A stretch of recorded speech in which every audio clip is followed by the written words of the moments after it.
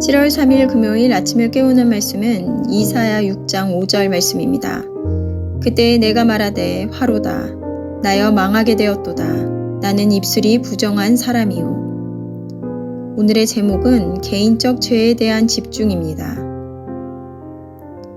우리가 하나님의 존전에 서게 될 때는 막연하게 우리가 죄인이라는 것을 깨닫게 되는 것이 아닙니다. 우리는 우리 삶 속에 나타난 어떤 특별한 죄성에 대해 깨닫게 됩니다. 사람은 쉽게 말할 수 있습니다. 그래, 내가 죄인이지. 그러나 하나님 존전에 서게 될 때에는 그런 말로 넘어갈 수 없습니다. 하나님 앞에서 죄성에 대한 그분의 지적이 너무나 확연하게 드러나기 때문입니다.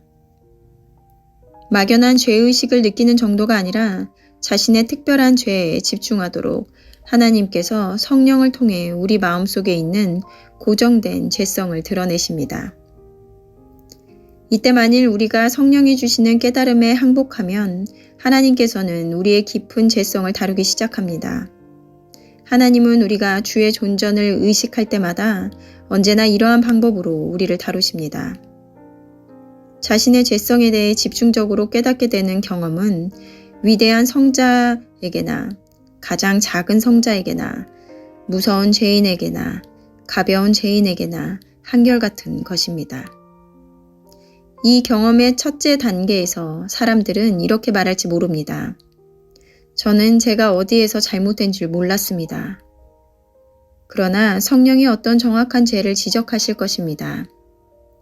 이사야는 거룩하신 하나님을 뵌 후에 스스로 부정한 입의 죄성을 알게 되었습니다. 그것을 내 입술에 대며 이르되 보라 이것이 내 입술에 닿았으니 내 악이 제하여졌고 내 죄가 사하여졌느니라. 죄성이 집중적으로 드러날 때에는 그 죄성을 제거하기 위해 정결케 하는 불을 그곳에 대야 합니다.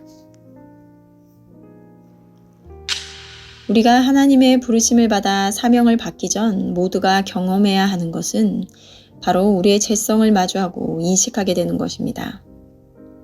이사야를 선지자로 부르실 때 이사야는 하나님의 임재 앞에서 그 거룩함 앞에 자신은 망하게 되었도다 라고 하며 나는 입술이 부정한 사람이요 라고 말합니다. 회색이나 검은색이나 하얀색 도화지에 놓이게 되면 그 색이 선명하게 드러납니다. 우리가 하나님 앞에 나아가게 되면 그 거룩하심 앞에 우리의 모든 죄악이 적나라하게 드러나 감출 수 없게 되며 우리의 존재가 죄로 인해 죽을 수밖에 없음을 보게 됩니다.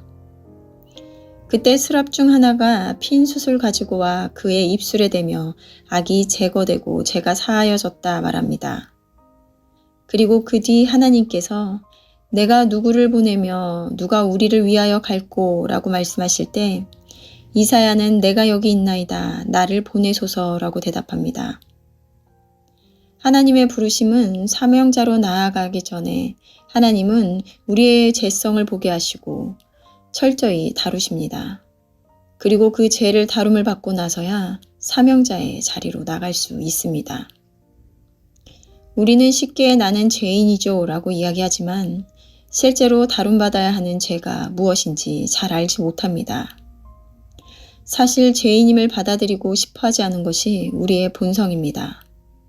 사람은 본능적으로 자신의 약점, 죄책감, 수치심, 실패, 두려움, 그리고 상처를 그대로 마주하는 것이 너무 고통스러운 것을 알기에 무의식적으로 자신을 보호하는 방식을 사용합니다.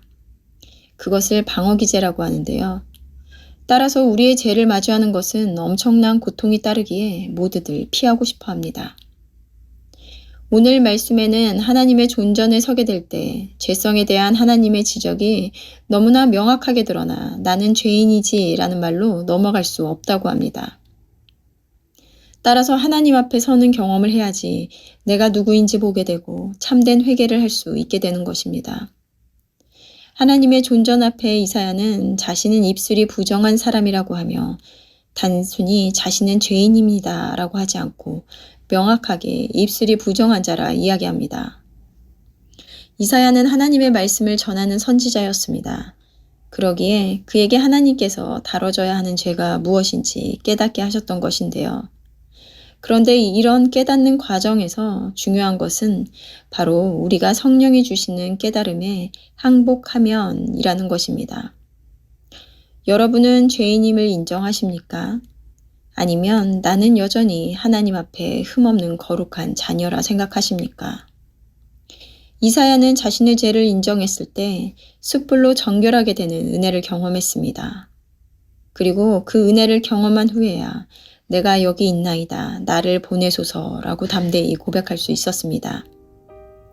하나님은 죄를 덮는 사람을 용서하시는 것이 아니라 죄를 하나님 앞에 가지고 나와 다루심을 받은 사람을 사용하십니다.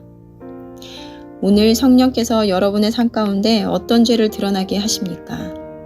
하나님께서는 오늘도 우리를 사명자로 부르시기 전에 먼저 우리의 죄를 다루시고 그 죄보다 더 크신 은혜를 경험하는 우리가 되기를 바랍니다. 함께 기도하시겠습니다. 하나님, 오늘도 말씀으로 우리를 가르치시니 감사합니다. 우리는 쉽게 우리는 죄인입니다 라고 고백하지만 내가 진정으로 어떠한 죄인인지 무엇으로부터 돌이켜야 하는지 모르고 있지는 않은지 돌아봅니다.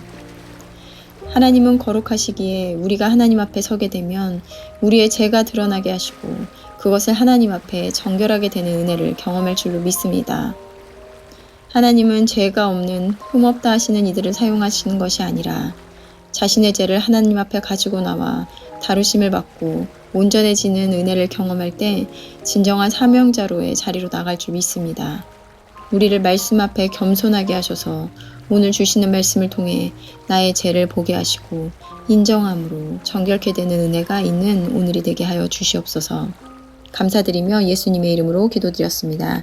아멘. 내일은 토요 새벽 예배가 있는 날입니다.